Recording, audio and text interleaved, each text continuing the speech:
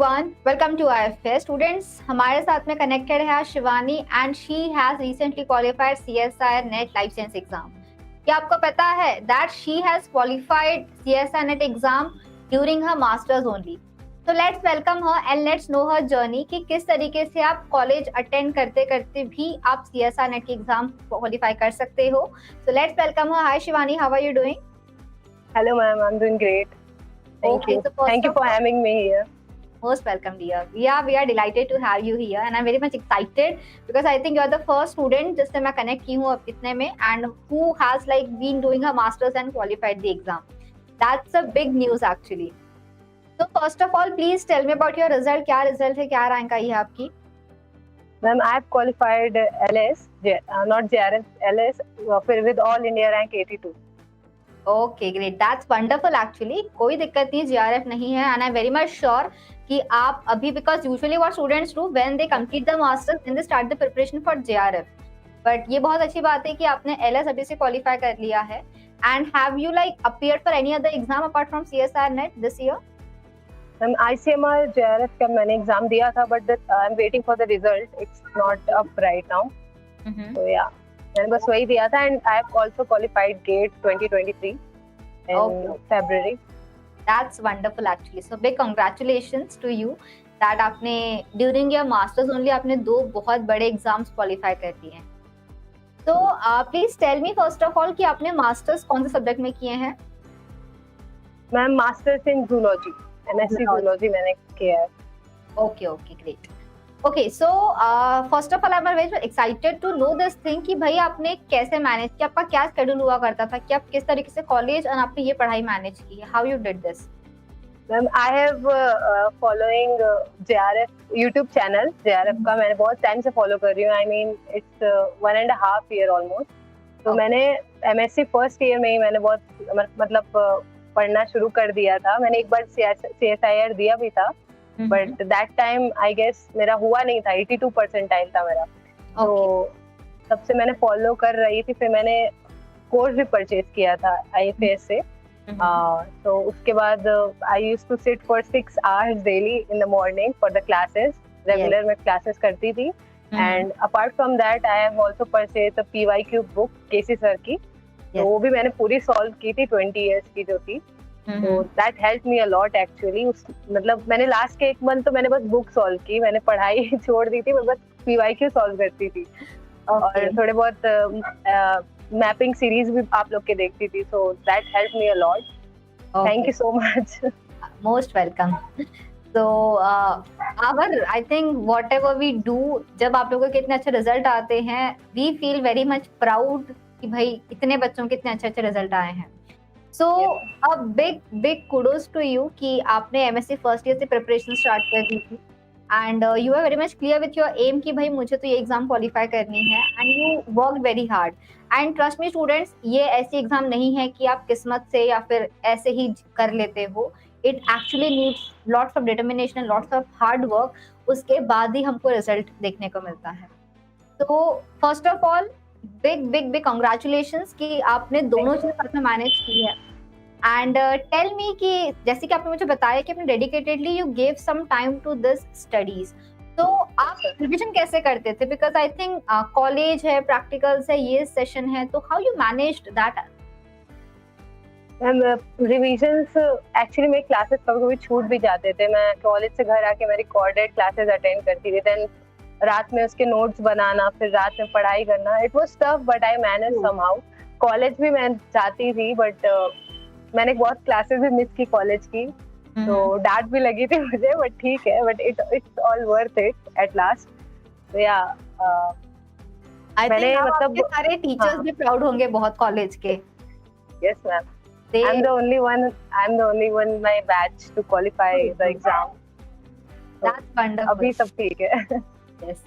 So I think now no one will have any issue because they can see कि अगर आपने classes attend नहीं किए तो you were not like doing anything, you are preparing and building your career. So tell me how you got to know about this exam because I think आपने काफी जल्दी start कर दी preparation. So how you targeted this exam कि मुझे इसी को qualify करना है? मैम कुछ तो सीनियर्स से पता चला, but that time I was also not knowing, like बहुत अच्छे से पता नहीं था.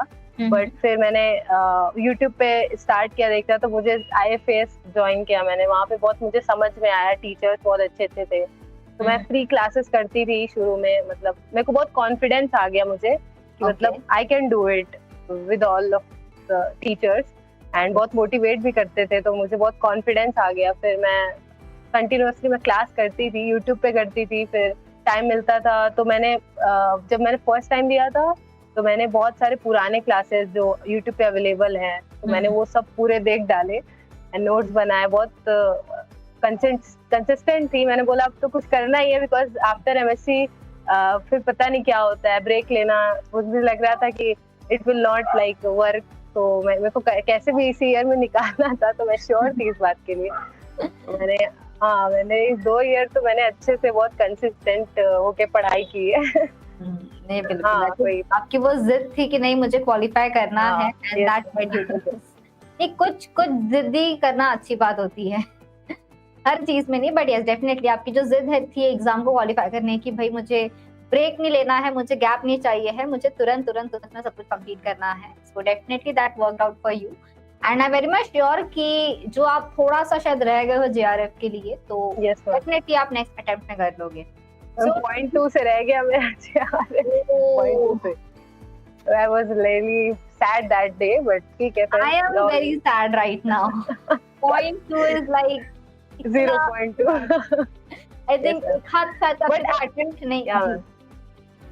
ICMR से I am hoping, because मैंने, if you remember, I am your student. मैंने माइक्रोबायोलॉजी की क्लास की थी, शिवानी, if you remember। तो मैंने बहुत क्वेश्चंस भी पूछती थी, तो मैंने माइक्रोबायोलॉजी के लिए ICMR के लिए मैंने आपकी क्लासेस की थी, एंड बहुत काफी सारे क्वेश्चंस उसमें से मतलब आए थे, आपने जो बताया था, the bacteria, gram negative, gram positive. मुझे कहीं ना कहीं लग रहा है मेरा ICMR शायद हो जाए, तो मतलब I am just waiting for the result, but I am waiting for the result. ICMR JRF हो तो अगेन वी विल मीट, पक्का। Yes, sir. I'll align with my team, definitely, dear. So that's great. अच्छा, मुझे ये बताओ कि when you started the preparation, तो आपका टारगेट क्या था कि आपको CSR का पूरा सिलेबस कवर करना था, या फिर आप यू आर टारगेटिंग कि मैं कुछ सिलेक्टेड यूनिट्स कंप्लीट करूंगी? नहीं मैम, पूरा पढ़ने का टारगेट नहीं था मेरा। Actually I am from zoology background, but मेरा जूलॉजी ही वीक है। मैं डाइवर्सिटी वाला तो मैंने छोड़ ही दिया था।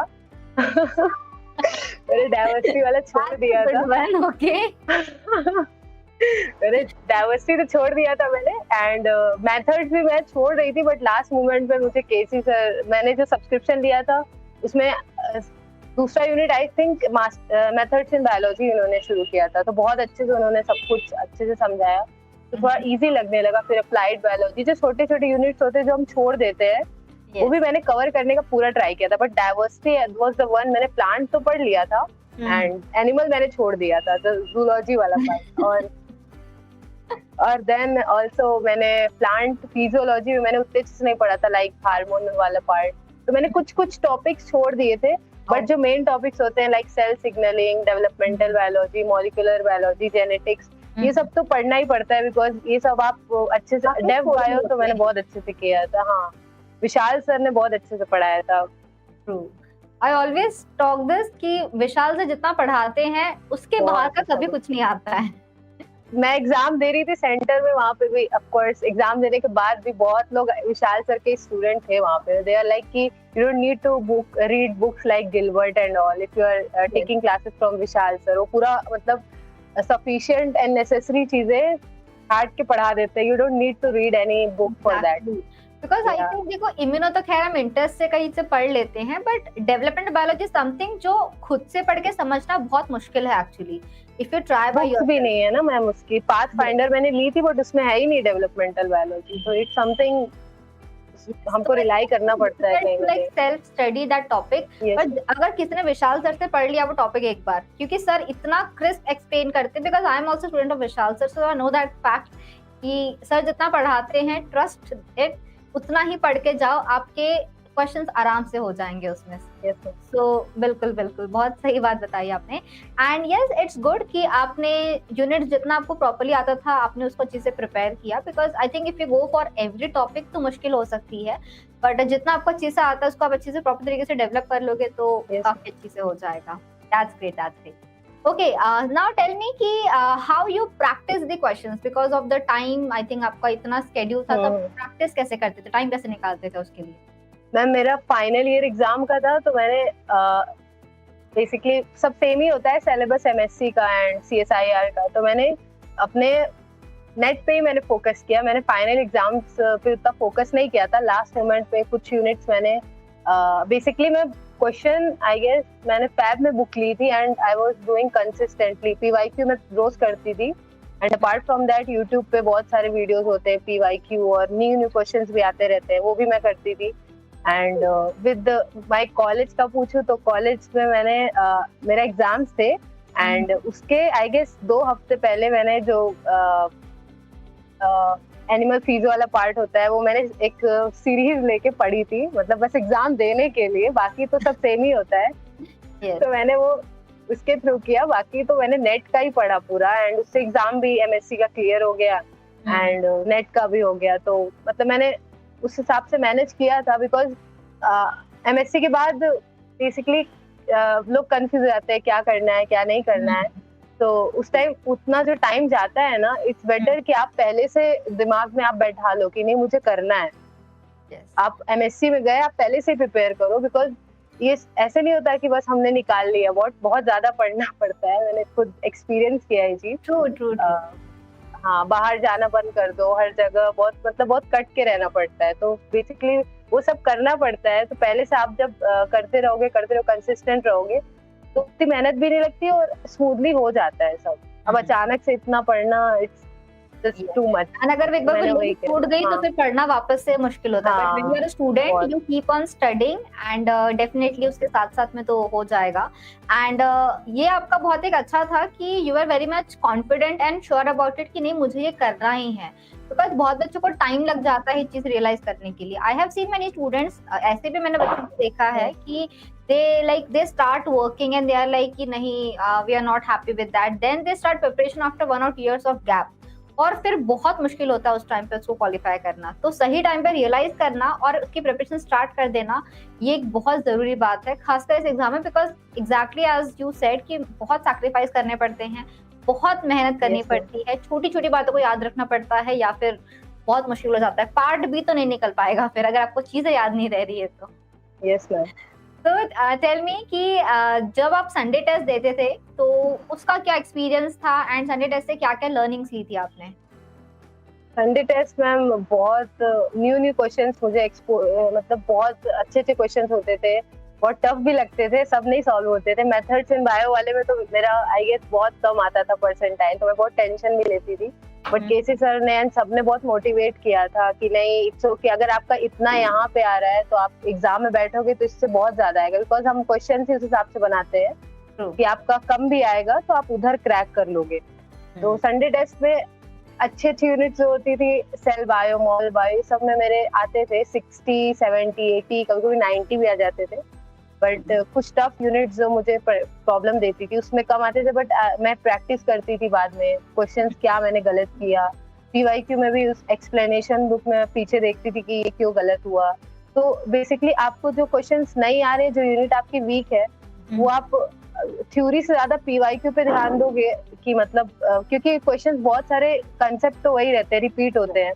तो आप जब पीवाईक्यू पे ध्यान दोगे तो आपको पता चलेगा कि आप कहाँ लैग कर रहे हो, कहाँ पे आपकी चीजें गलत हो रही है। तो that will help you a lot, because आप सिर्फ पढ़ते जा रहे हो, you are not solving the questions, तो आपको पता नहीं आप कहाँ खड़े हो, कहाँ स्टैंड कर रहे हो। So it will not help you, बस आपके दिमाग में वो चीज बैठती जाएगी बट कहीं वो चीज फिर गायब हो जाएगी। तो क्वेश्चंस तो बहुत जरूरी होते हैं लगाना। नहीं, ये बहुत सही बात है क्योंकि एज वी ऑल से कि सीएसआई नेट में आपको रिवीजन प्रैक्टिस पढ़ाई तो करनी है, पर अनलेस यू प्रैक्टिस तब तक आपका कुछ नहीं हो सकता। आपको प्रैक्टिस करने से, बिल्कुल सही बताया आपने कि क्वेश्चन कॉन्सेप्ट रिपीट होते हैं, सेम कॉन्सेप्ट पे काफी बार क्वेश्चंस आते हैं, तो एक आइडिया समझ में आता है कि इस सवाल को पढ़ के कैसे सोचना है, कैसे सॉल्व करना है।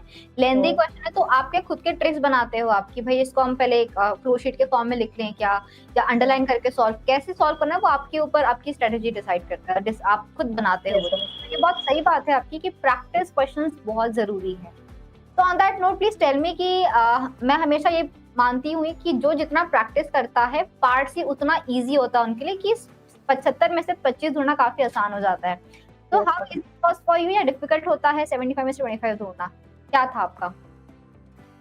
मैम मैपिंग सीरीज में केसी सर ने बहुत अच्छे से बताया था कि मैच द फॉलोइंग पहले करना, तो मैंने तो वही किया। मैं जब एग्जाम हॉल में गई तो कभी भी ना एक सेक्शन पे उन्होंने बोला था रुकना नहीं, मतलब आप पहले से दिमाग में बैठा के जाओ मुझे कैसे टारगेट करना है, कितने क्वेश्चंस लगाने हैं, कितने मतलब कर लूं कि इतने मार्क्स बन जाए, तब आपका तो आप एकदम मतलब टारगेट सेट करके जाओ। तो मैं जब एग्जाम में गई तो मैंने पार्ट ए से शुरू किया था, बट ऑफकोर्स पार्ट ए उतना इजी नहीं होता हम बायो वालों के लिए, तो मैंने छोड़ दिया। फिर बी से शुरू किया, फिर मैं सी पे गई। सी पे मैंने पहले मैच द फॉलोइंग देखा, कितने मैच द फॉलोइंग, मैंने जितने आ रहे थे सब कर लिए। देन आफ्टर दैट मैंने मैंने वो सारे क्वेश्चंस की जिसमें मैं श्योर थी कि नहीं। फिर स्टेटमेंट वाले किए विद एलिमिनेशन मेथड से। तो फिर मैं बी पे आई। बी पे तो आपको बेसिकली बी पे तो आपको सबसे ज्यादा ध्यान देना पड़ता है, क्योंकि आप बी पे उतने सारे चॉइस नहीं होते। 50 क्वेश्चंस में से आपको 35 करने होते हैं, तो बहुत सारे चॉइसेस नहीं होते। तो मैंने बी सेक्शन पे भी ध्यान दिया था। आफ्टर दैट मैं लास्ट में फिर ए पे गई, तो मुझे तो थोड़े बहुत क्वेश्चन आ रहे थे वो मैंने किया। बट सी सेक्शन में मैंने मैच द फॉलोइंग और स्टेटमेंट वाले क्वेश्चन पहले टारगेट किए थे। 25 मैंने पूरे टारगेट किए थे, आ रहे थे मुझे जितने मैंने 25 करे थे, ट्राई किया था। बिकॉज नेगेटिव मार्किंग के बाद क्या होता है, आपने ऑलरेडी कम अटेम्प्ट किए हैं, फिर वो बाद में चले जाते हैं, मार्क्स अच्छे नहीं आते, तो उतना टारगेट तो करना ही पड़ता है आपको 20-25। यस, तो definitely that is absolutely true. देखो बच्चों, आपको 25 ढूंढने हैं। It's not like if you solve 25 difficult questions तो आपको ज्यादा मार्क्स मिलेंगे, नहीं। सिंपल ढूंढ, मैच द पेयर सबसे इजी होते हैं, बिकॉज आई थिंक आपने एक दो भी मैच कर लिया तो आपके answers you can easily eliminate and you can score good marks. और मुझे लगता है कि शुरुआत में अगर आपने सपोज 10 मिनट में भी अगर आपने 5-6 क्वेश्चन भी सॉल्व कर लिए तो आपका कॉन्फिडेंस इमीडिएटली वहीं बूस्ट हो जाएगा, और पूरा पेपर आप एक स्माइल के साथ में विद दैट, वो ना अंदर से खुशी होती है, हम वैसे सॉल्व करते हैं। अगर शुरुआत में शायद कुछ नहीं जम रहा हो या आप बार बार रिपीट कर रहे हो तो हम पैनिक हो जाते हैं, that affects the entire paper. So definitely look for the easier questions first, तो ट्राई कर उसको सॉल्व करो, उसके बाद आप आराम से पूरा पेपर कर सकते हो। तो that's wonderful. Okay, so tell me कि जब आप एक पेपर देते थे तो आप एक एवरेज टाइम कैसे रखते हो पार्ट ए, बी और सी के लिए? कितना टाइम आप किस सेक्शन को देते थे? मैम सबसे ज्यादा टाइम तो मैंने सी सेक्शन में ही दिया। सबसे मतलब मेन मेरा वही था, बी और सी। बट अगर डिस्ट्रीब्यूशन की बात करें तो आई गेस 3 घंटे में से आपको लास्ट के 60 मिनट्स 1 घंटे तो सी को देना ही पड़ेगा, बिकॉज वो सबसे ज्यादा मार्क्स कैरी करता है। एंड ए पे ज्यादा टाइम नहीं वो करना चाहिए, पैनिक नहीं करना चाहिए, क्योंकि ए सेक्शन हम लोग का बहुत वीक होता है। तो कुछ बच्चे तो ए से शुरू करते हैं, 20 के 20 देखते जाते हैं, नहीं आता है तो पैनिक कर देते हैं। बट वो चीज क्या होती है कि आपका पेपर उस पर नहीं डिपेंड करता है। आप अपने सब्जेक्ट पे पहले जाओ, अगर नहीं आ रहा है इट्स ओके, बी सेक्शन पे जाओ, बी सेक्शन में क्वेश्चंस ढूंढो कि आपको कौन कौन सा आ रहे हैं। कोई नहीं हो रहा है, सी पे जाओ। सी मतलब क्वेश्चंस तो आपको मिल ही जाएंगे, अगर आप 10 यूनिट भी टारगेट करके गए हो तो आपको मिल जाएंगे क्वेश्चंस आराम से। तो 60 minutes is enough for C section. And B के लिए भी आप 1 घंटा दो, 1 घंटा क्या 1.5 घंटा दे दो। 30-40 मिनट्स ए के लिए बहुत है, उससे ज्यादा अगर हो रहा है तो फिर छोड़ दो, ए सेक्शन मत करो। मैंने तो यही सोचा था, क्योंकि मेरी मैथ्स बहुत अच्छी नहीं है, तो मैंने पहले ही सोच के रखा था कि मैं 40 क्वेश्चन सॉल्व करते थे। पार्ट ए से कितने क्वेश्चंस पे किए थे आपने अप्रॉक्स? पार्ट ए में मैंने आई गेस 8 या 10 किए थे मैम। That is sufficient. तो मैं तो बोलती हूँ कि 5 से 8 रखो, ज्यादा नहीं जाना, उससे कम भी नहीं, क्योंकि 5 तो आराम से मिल सकते हैं। कुछ सिंपल क्वेश्चंस भी आते हैं आपको, सारे मिरर इमेजेस एंड ऑल आते हैं, वो सब आप कर सकते हो। यस डेफिनेटली, बिल्कुल। So and I wanted to ask you one more thing कि we get lots of distraction by the social media and everything, और आप तो स्टूडेंट भी थे एमएससी के, तो आपके distractions क्या क्या रहते थे during the preparation and how you managed it? Ma'am distraction तो बहुत होते हैं आपको। घर के बहुत सारे ओकेजन्स होते हैं, फंक्शंस, पार्टी, सब अटेंड करना मुश्किल हो जाता है। घर पे रहो, बैठो एक रूम में, तो बहुत सारी चीजें थी distraction. But it's all in your mind. अगर आपने किसी चीज को बोल दिया है कि हाँ मुझे करना है, तो डिस्ट्रैक्शन तो इट्स वेरी कॉमन थिंग। आपके सराउंडिंग में कहीं ना कहीं किसी फॉर्म में अवेलेबल होगा ही। आजकल फोन है, सबके पास है, तो तरह तरह के सोशल मीडिया है, प्लेटफॉर्म्स हैं, सब आधे ज़्यादा टाइम आपके उसी में निकल जाते हैं। तो मैंने तो अपने मोबाइल से ऑलमोस्ट 1-2 ऐप तो अनइंस्टॉल कर दिए थे। एंड देन आफ्टर दैट मैं पढ़ती थी, घर पे ट्राई करती थी कि कुछ हो फंक्शन तो मैं अवॉइड करती थी जाना। एंड कभी कभी बहुत बोर हो जाती थी तो I used to watch some movies. And थोड़ा बहुत एंटरटेनमेंट भी जरूरी है, बिकॉज आप कंसिस्टेंटली नहीं पढ़ सकते। तो ऐसा नहीं एकदम ही कर जाओ, बट एक माइंड मेकअप कर लेना चाहिए इंसान को कि मतलब मुझे करना है तो करना है, नहीं तो फिर नहीं हो पाती वो चीज। कोई भी कुछ भी आप नहीं कर सकते फिर तो नहीं। True, if you are studying a lot तो वो सैचुरेशन तो आएगा। I also used to watch like some stand up या कोई सिटकॉम फॉलो कर रहे हो तो उसको देखते रहो, ताकि you are like laughing after every some time. उससे आपका माइंड फ्रेश होता है ना, आप और अच्छे से पढ़ाई कर पाते हो। तो that's absolutely true. Okay, so that's great. And मुझे बहुत, I don't know why, but I am very much happy to know this कि स्टूडेंट एक एमएससी करते करते अपने ये एग्जाम भी क्वालिफाई कर ली। एंड जेआरएफ आपको जो 0.2 से गया है, डेफिनेटली आप वो इतना सा जो आपका एक ब्रिज है उसको भी आप नेक्स्ट अटेम्प्ट में डेफिनेटली आप फुलफिल कर लोगे। And ICMR JRF result I am also waiting now. Yeah ma'am. Okay, तो lastly please tell me who dedicate the success. कौन कौन आपके साथ रहा है in this entire preparation journey जिसको आप थैंक्स बोलोगे? मैम सबसे बड़ी तो फैमिली होती, फैमिली को बोलूंगी मैं। And then after that IFS, like मैंने 1-1.5 साल से अगर मुझे लगता है अगर मैं आईएफएस को फॉलो नहीं करती यूट्यूब पे तो आई डोंट थिंक मुझे एग्जाम के बारे में पता भी चलता। बहुत कंसिस्टेंटली, बेसिकली बच्चे तो पढ़ने के लिए हैं आजकल, सब बच्चे सब कुछ ना कुछ बनना चाहते हैं, बट टीचर्स पे डिपेंड करता है आप अच्छा कंटेंट डिलीवर कर रहे हो या नहीं, आप कितना अच्छा पढ़ा रहे हो। एंड आई रिमेम्बर जब मैंने सब्सक्रिप्शन लिया था, मेरी 8 बजे क्लास होती थी एंड 8 से आई गेस 10:30 या 11, कभी कभी 11 बज जाते थे। केसी सर उठते ही नहीं थे, वो बोलते थे नहीं और कंप्लीट करके ही जाऊंगा। तो हम बच्चे बोलते थे सर बस कर दो, सर बोलते थे नहीं अभी तुम लोग को पढ़ना है। उसके बाद सेकेंड क्लास होती थी मेरी, आई गेस 2 बजे तक चलती, 6 घंटा, मतलब आपको उठना नहीं, 10 मिनट का ब्रेक देते थे वो लोग। तो सर लोग जब टीचर्स इतना कंसिस्टेंट होकर पढ़ाते तो खुद पढ़ाई में मन लगने लगता है आपका। तो वो चीज बहुत हेल्प किया मेरे मतलब पहली बार में मेरा 82 या 83% आया गया, तभी मैं कॉन्फिडेंट हो गई थी कि मैंने यूट्यूब से पढ़ के कर लिया।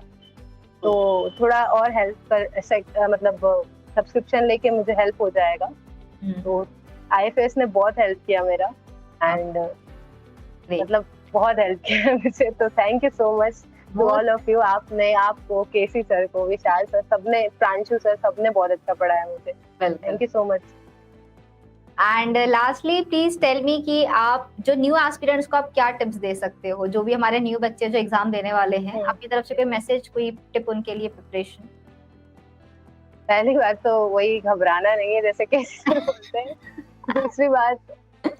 दूसरी बात आप अगर मतलब वो किसी चीज को दिमाग में पहले बैठा लो। आजकल बच्चे मतलब बहुत स्मूथली कि होगा एमएससी के बाद होगा, बट मैं बस यही कहना चाहूंगी कि नेट बहुत बड़ी बात होती है क्वालिफाई करना। तो अगर आपको है कि मुझे करना ही है ये, पहले श्योर बना लो and start preparing from your PG, because आप उसके बाद ब्रेक लोगे, बहुत सी चीजें फिर आपको डिप्रेस कर देती है, बिकॉज सब बच्चे कहीं ना कहीं जॉब कर रहे हैं, कोई कुछ कर रहा है आपके batchmates, and you are just preparing at your home, so that will depress you a lot. So PG के साथ आप प्रिपेयर करो, अपना माइंड सेटअप कर लो।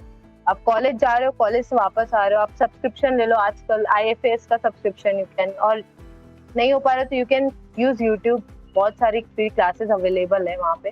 तो कंसिस्टेंटली पढ़ाई करना चाहिए, नोट्स बनाने चाहिए, question solving is very important. आप क्वेश्चन सॉल्व करो, नहीं समझ आ रहा तो कॉलेज में पूछो, अपने प्रोफेसर से पूछो, नहीं तो यूट्यूब पे भी आप पूछ सकते हो। तो अपना आप पहले से ही प्रिपेयर करना स्टार्ट कर दो।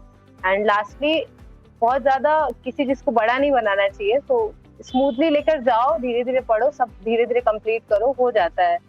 तो मैं यही कहना चाहूंगी। तो thank you, that was a lovely message actually. बच्चों देखो, सबसे पहले तो घबराना नहीं है बिल्कुल और कंसिस्टेंटली स्मूथली पढ़ते रहो, टेंशन मतलब किसी भी चीज का, just keep your pace and you always and if Shivani can do, you guys also can do definitely.